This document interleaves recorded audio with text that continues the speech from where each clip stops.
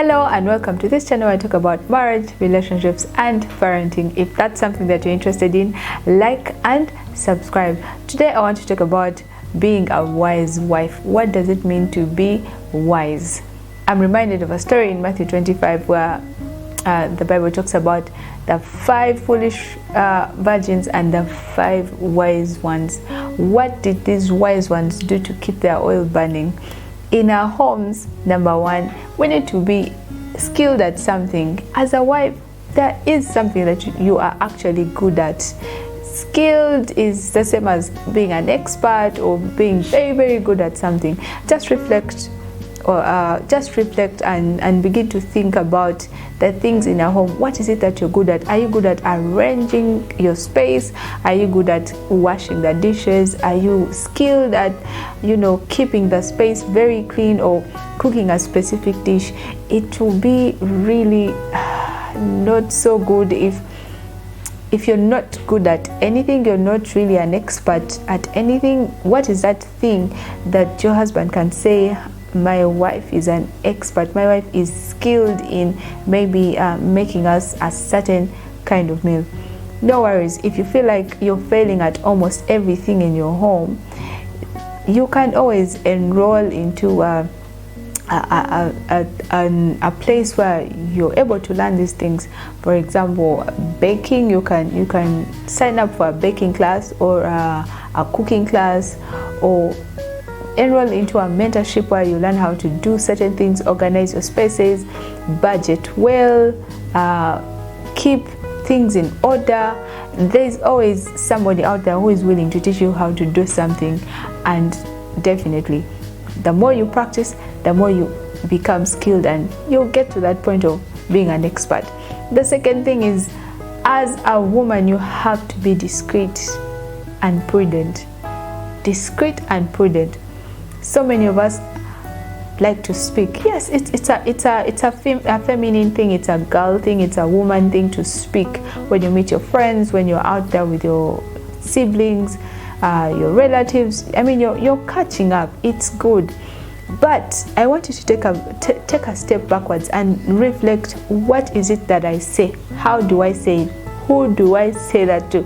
There's information that you're not supposed to be sharing at different stages. But you'll find a woman, a wife, and just 5 minutes, 10 minutes of a conversation, and you know everything that has happened when she got married, how old she is, how long she has taken in marriage, the challenges she has had, the weaknesses her husband has, the plans they have, the 10-year old plans, the 5-year plan, the 20-year plan. I mean, everything is exposed. We are living in a world where you can't afford to expose every information to anyone that you meet. As a wife, you need to have those walls set, some boundaries set. This is the information that I'm going to share. This is the information that I am not going to share. If I'm going to talk about this, I am going to probably release it in bits, because you appreciate the fact that your husband needs some privacy. You appreciate the fact that you as a family in your home, you need privacy. The things that you keep to yourself that you do not need to share with everyone.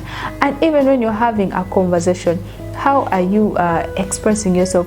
What words are you using when you are sharing certain things? I know that you're moved by lots of joy or anger, and you just speak. Everything just comes out the way it is.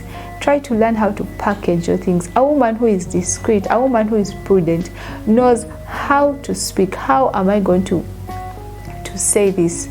And the how is going to determine the reaction. Even when you're speaking to your spouse, even when you're speaking to your children, how are you talking to them?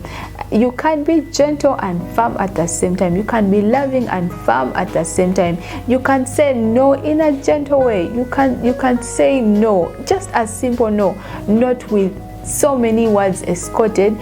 There are people who will say no, and that no is accompanied by last time, the other time. I mean, why don't you just say today it's not possible? As simple as that. It will not hurt you. And the last thing is, for you to be a wise woman, you have to be intelligent. Yes. intelligent is very, very, very key in a home. We are getting into actually we are in the Christmas season, and yeah, moods that the air is filled with lots of joy, lots of and all that. As a woman, are you seeing ahead? Are you thinking ahead as you're planning? Are you thinking of January? Are you thinking of February? Are you thinking of the children's school fees? Are you thinking of how you're going to map this whole season out in an excellent way? When your husband walks in, when the children are around, are you able to discern the environment, the ambience? Sometimes you have information that you want to share with your spouse, but you need to be wise enough to know that, hey, today I can't have this conversation with him because he's probably had a bad day, or today I just need to listen to him. I just need to listen to my son or my daughter. This is not a time for me to speak. This is a time for me to listen. This is a time for me to just sit and yeah, let's be quiet. Let's be quiet. Let's just have a lazy evening. Your ability to discern the situation, to comprehend different situations will prompt you to act the right way. You might have the right intentions, but it's just the wrong timing, and you end up spiking emotions here and there that are negative, hence creating confusion, chaos in the home.